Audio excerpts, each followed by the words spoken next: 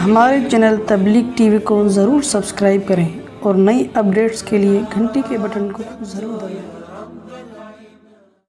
تراویح کی جو نماز ہے یہ حضرت عمر کی سنت ہے، نبی نے کتنی پڑھی ہے یہ کسی کو بھی معلوم نہیں ہے، اس بارے میں ضعیف حدیث ہے، صحیح حدیث ہے ہی نہیں اس بارے میں کہ نبی نے کتنی پڑھی ہے۔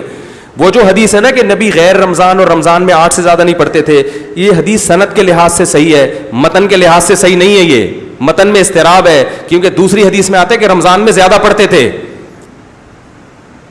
نہیں آ رہی بات، اور دوسرا اس حدیث کا تراویح سے کوئی تعلق ہے ہی نہیں، یہ عام معمول ہے جو رمضان اور غیر رمضان میں تھا۔ وہ جو تراویح کے 3 دن نبی نے کتنی نماز پڑھی تھی یہ کسی کو معلوم نہیں ہے۔ اب آپ کیا کر رہے ہیں کہ حدیث سے 8 رکعتیں لے رہے ہیں اور جماعت کہاں سے لے رہے ہیں؟ حضرت عمر سے، یہ گڑبڑ ہے۔ اگر حدیث آپ نے لینی ہے تو حدیث میں تو آتا ہے کہ نبی نے تیسرے دن صحابہ کو منع کر دیا تراویح پڑھنے سے اور غضبناک ہوئے۔ اس سے کسی نے سوال پوچھا کہ کیا اس پہ غضبناک ہوئے کہ نماز پڑھنے کیوں آ رہے ہو؟ اس نے کہا نہیں، غضبناک اس پہ ہوئے کہ فرض نہ ہو جائے۔ یہ بھی گھمایا ہے بات کو۔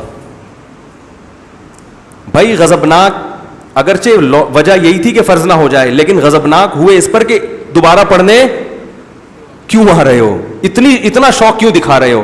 تو حدیث کے مطابق تو غامدی صاحب کی بات پھر صحیح معلوم ہوتی ہے کہ تراویح سرے سے بولو بھائی پڑھنی ہی نہیں چاہیے، کیونکہ نبی تو غضبناک ہو رہے ہیں کہ کیوں آ رہے ہو،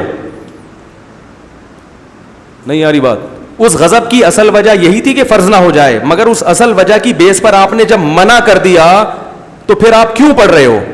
اور اگر آپ کہتے ہو اس لیے پڑھ رہے ہیں کہ حضرت عمر نے شروع کی ہے، تو پھر حضرت عمر نے 8 نہیں بلکہ 20 شروع کی ہیں۔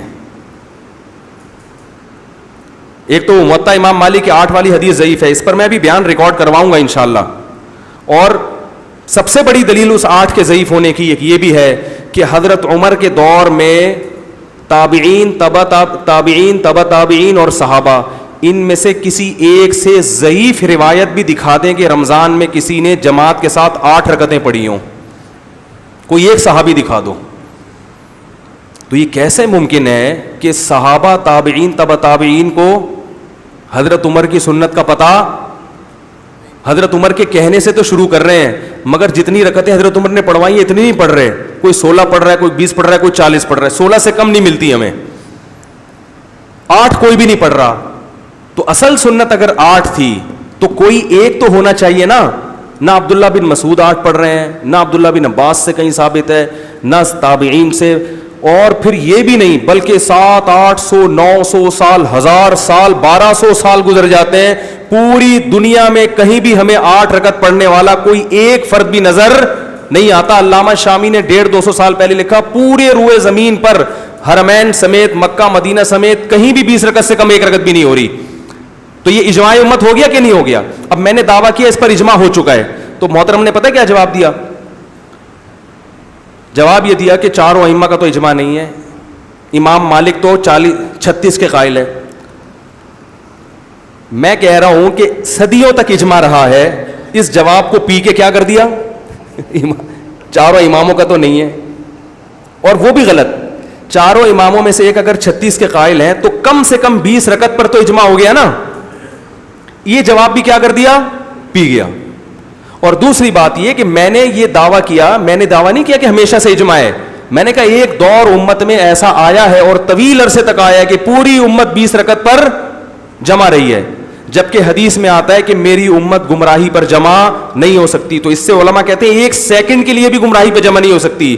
کسی بھی دور میں، چاہے 1000 سال کے بعد، 600 سال کے بعد، کسی بھی دور میں پوری امت اگر ایک پلیٹ فارم پہ جمع ہو گئی ہے، اس کے بعد کوئی بھی اس اجماع کو چینج نہیں کر سکتا، کیونکہ اگر چینج کرے گا تو اس کی علامت ہے کہ اس وقت امت غلط چیز پہ جمع ہوئی تھی، اور غلط چیز پہ امت 1 سیکنڈ کے لیے بھی جمع نہیں ہو سکتی۔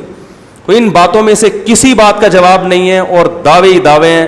تو لوگ جو بیچارے کے پاس علم نہیں ہے وہ بیوقوف بڑے آرام سے بنتے ہیں، تو بنتے رہیں، کہ جب ظاہر ہے کہ جب آپ اتنے بڑے بڑے مجتہدین کو چھوڑ کر پلمبروں اور انجینئر اور پروفیسروں کے پیچھے لگو گے تو پھر اللہ آپ کا یہی انجام کرے گا، نولیہ ما تولا۔ اللہ فرماتے پھر جہاں چاہو میں تمہیں چلا دوں۔